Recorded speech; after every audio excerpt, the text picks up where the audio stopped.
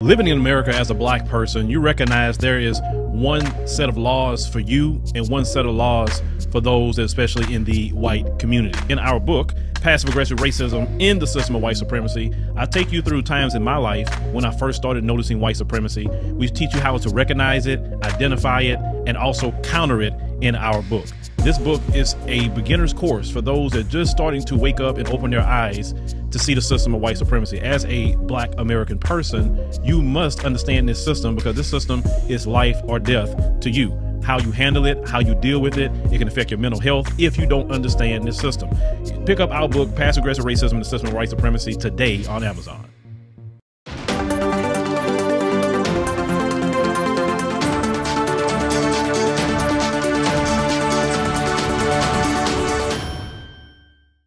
So the issue of immigration here in America has been really a hot topic, especially discussing this topic here in the black community and looking at, after the years upon years of unchecked immigration that's been spearheaded by the Democrat Party.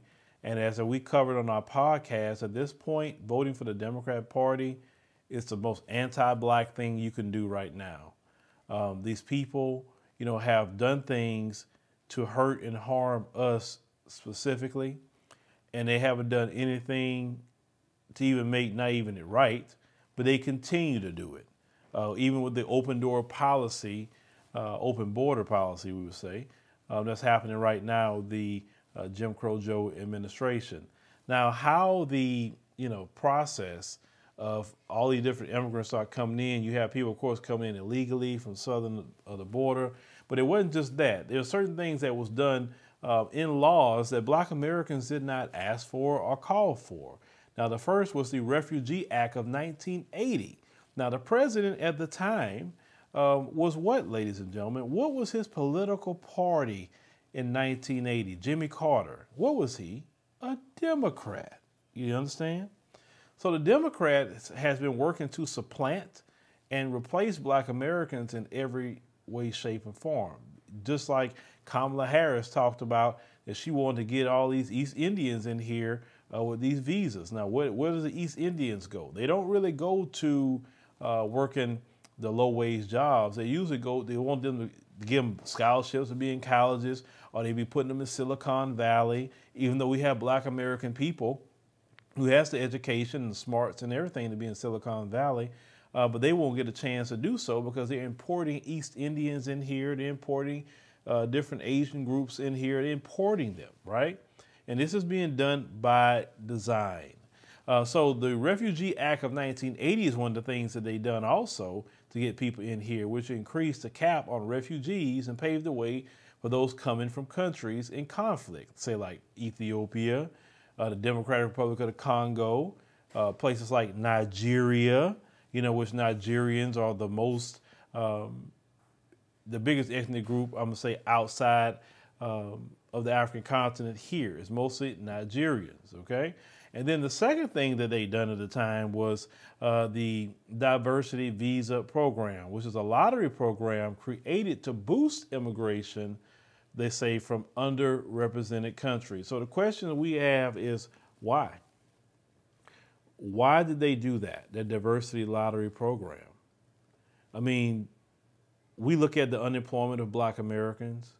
We look at our home ownership rates. We look at education. We look at all these different things that we need to have fixed here in America.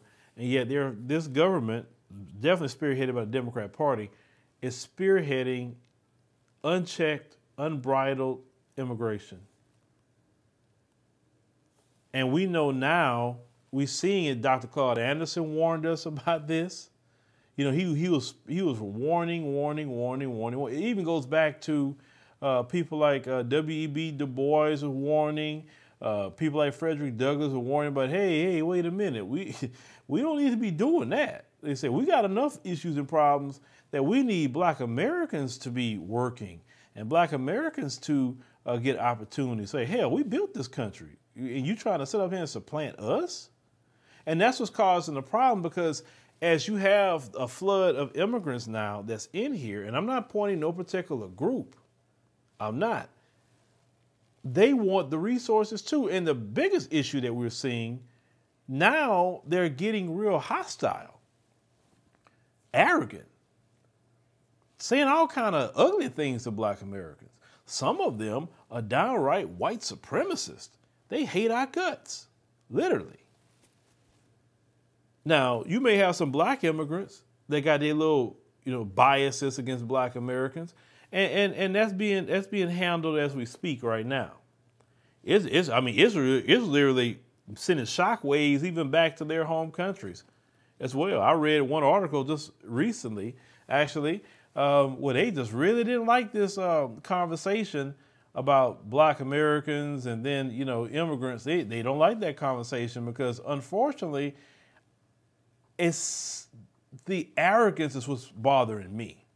Because I wouldn't be arrogant about going to no African country and demanding I get certain things when I should just be happy that they let me in.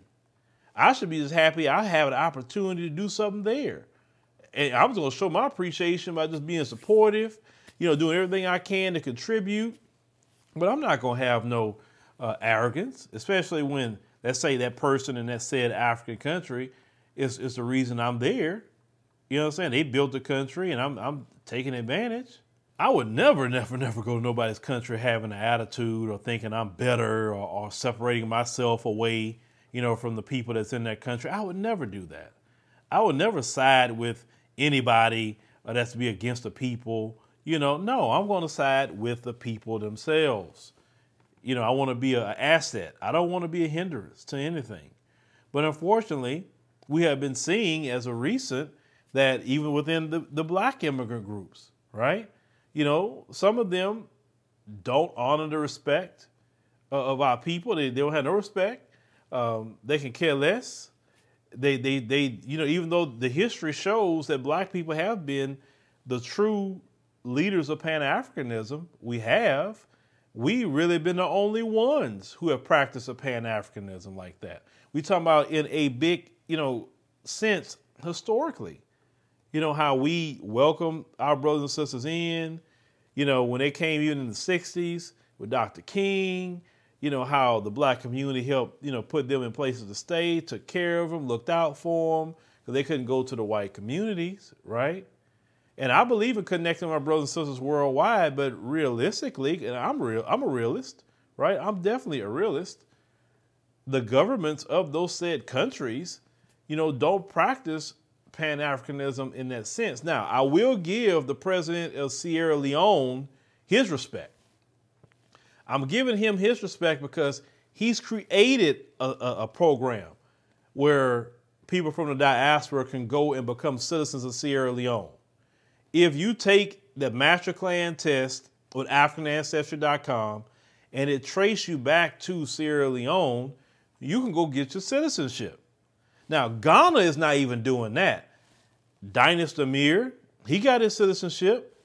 Kellen, he just recently got his citizenship because it traced him back to Sierra Leone. So I want to make sure to give the president of Sierra Leone his props because everybody, Black America is flooding to Ghana so much. And I'm like, why aren't y'all trying to figure out what's going on in Sierra Leone? Because Sierra Leone is giving citizenship. Because some people will say, well, they're not giving citizenship. That's not true because the president of Sierra Leone is doing it. He got a whole program where if your ancestors trace back there that was taken from Sierra Leone, you can go get a citizenship. And I tell all Black folks, you should at least see where your family, originally come from on the continent. Yes, we've been here 500 or so years. Yes, we built the country. Yes, we have been through slavery and all of that. And that does not remove that history. It doesn't remove it. That's the story of our ancestors. But prior to that part in history, okay, some of us trace back to the continent. We are the oldest people on the planet, the oldest. And what happened to our ancestors in this land is what you would call recent history. Our people have been, we are millions upon millions of years old, okay? I remember when I saw in the National Museum of Ethiopia, the oldest fossil that's like 4 million years old. We are old people. We are. And that's why I always tell people, yes, they say, well, my ancestors are buried here. Yes, they are buried here. And my ancestors are also buried on that continent too. They buried in both places. My ancestors built the continent and they built America too. Like I said, we are a global people. You know, we are all over this world. We have built places and built things up. And you can see that for sure. But what we have to focus on here as Black Americans, because we do need to focus on and tighten up a few things, right? And we talked about this on the podcast where we in a position now, especially with all these attacks coming our way, we gotta solidify the circle. And in the Bible, God talked about the Lord in the book of Revelation. He said, I'd rather you hot or you cold, not lukewarm. If you're lukewarm, I'm going to spew you out. Now, why would the Lord say that? And what is the wisdom in that? If you're with God or you're against God, at least you took a position, right? Those who are lukewarm are these moderates, fence riders. Why those people are dangerous, moderates or fence riders? 1 minute, they could be a friend. The next minute, they could become an enemy. You don't know which way they're going to go that day. Case in point, let's go somebody modern. Kristen Sinema and Joe Manchin. They say they're moderates. You couldn't depend on them, could you?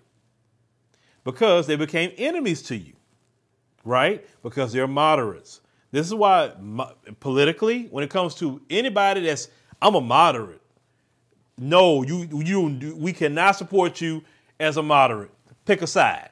You need to pick one side or the other. But you can't be doing that, bro. You can't do that. So when it comes to even in our community with Black immigrants, either you go side with Black America here, or you go side with white supremacy. That's the only choices you really got.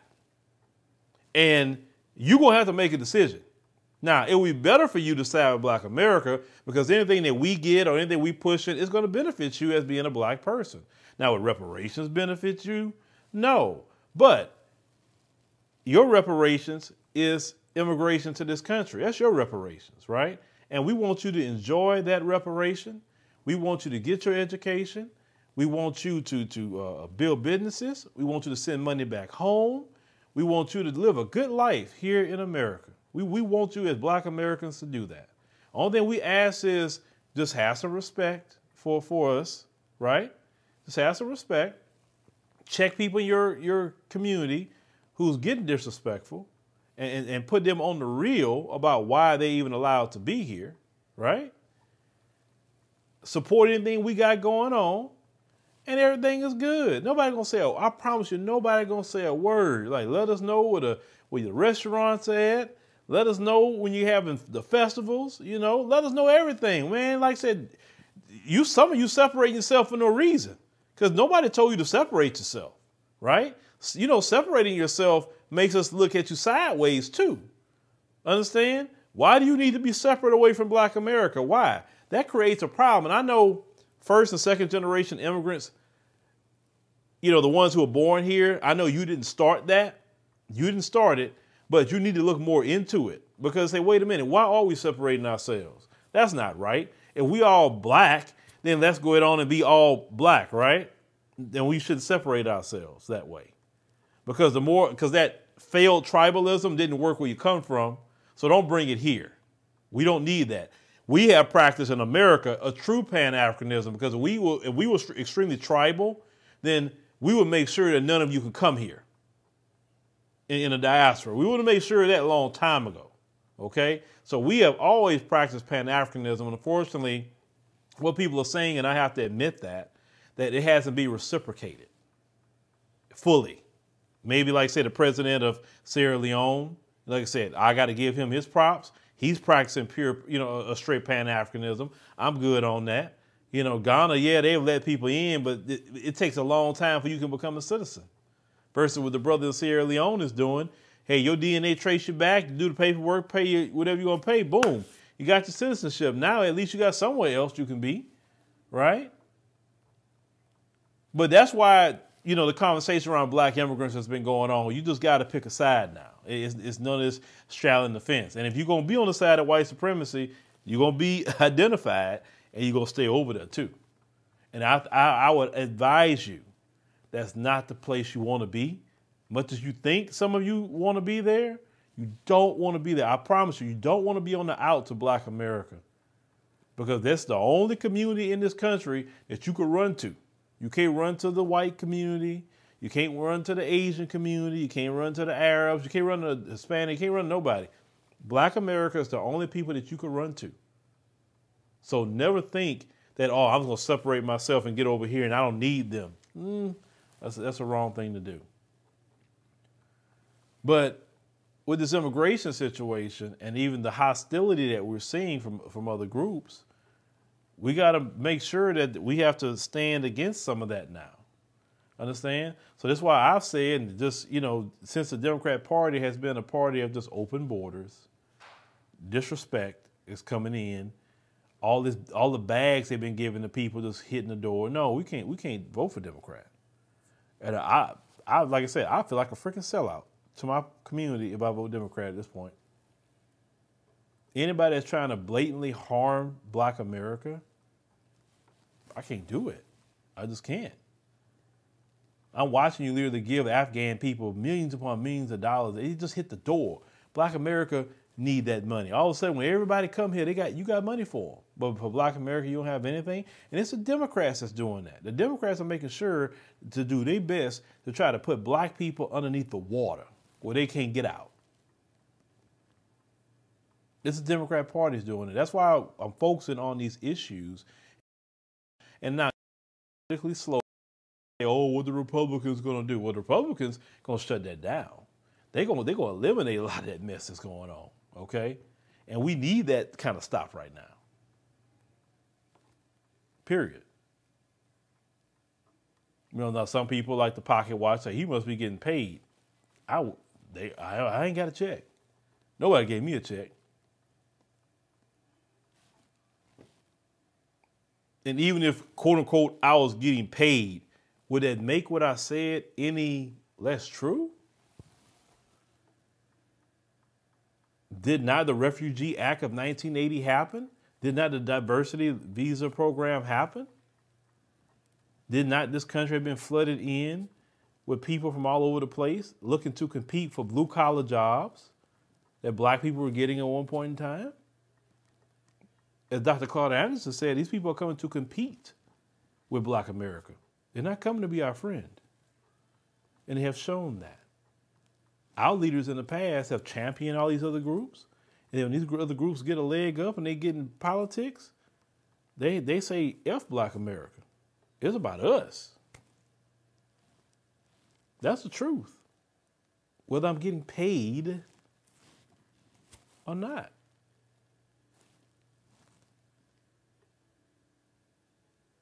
Now, if you're the type of person that you want to be buried underneath the water and everybody's on top of you and doing better than you, I mean, look, we already behind the 8 ball. Look at the Asian community. They got a whole hate crime bill. We've been here 500 years suffering slavery, Jim Crow, Klan, everything else. We ain't got a bill, but they got one just like that. When the Democrats got in there, there's no way I can sit up there and feel comfortable voting for a Democrat after the most heinous anti-black things they've been doing to our community. Now, of course, we got a lot of silly people that's going to vote for them. And, like I said, before, you want to talk about Candace Owens and Larry Elder, Jesse Lee Peterson, all of them. Well, Al Sharpton is just as much as like they are. That's how I feel about it. The National Urban League is no different than Larry Elder to me. If you want to go there, the NAACP is no different than any of them. What are they actually doing? Selling us down the river while they getting paid. Notice how them Negroes, they ain't got a hair out of place. Boy, they got that shiny look about them, don't they? Because they're getting paid. while regular black American people are suffering. They don't challenge immigration. They don't challenge nothing. They let them folks do whatever they want to do to black people, but they getting their checks. Al Sharpton, he ain't got a slick hair out of place, don't he? He be wearing some nice suits. Where you think the money come from? Just saying. I haven't heard of Al Sharpton being a shrewd businessman out here, you know, and he owning some companies and, you know what I'm saying? I never really heard that. No, he getting some decent checks off of selling us out. You know, Boulay Martin and all of them. I mean, they the same like Candace Owens. As long as you're selling us down the river, that's okay. So no, like for me, that party, like I said, that party's too anti-black for me. And a lot of you realizing that in the black community, you are realizing that. You're realizing that we cannot continue with that party no more because they have hurt us so much in so many sinister ways. You talk about the crime bill and all of that. Yes, that too. But that unchecked, unbridled, illegal immigration, open doors, you know, for the border, you know, people just getting away doing whatever they want. And now these people that's been here, now they're hostile toward us because they want to supplant you. And how dare you even ask for anything as a black person? They can't get nothing when they reparations have been coming to this country and they want more. Well, leave me a comment, ladies and gentlemen. Let me know what you think about this. You know, brothers and sisters, let me know what you think.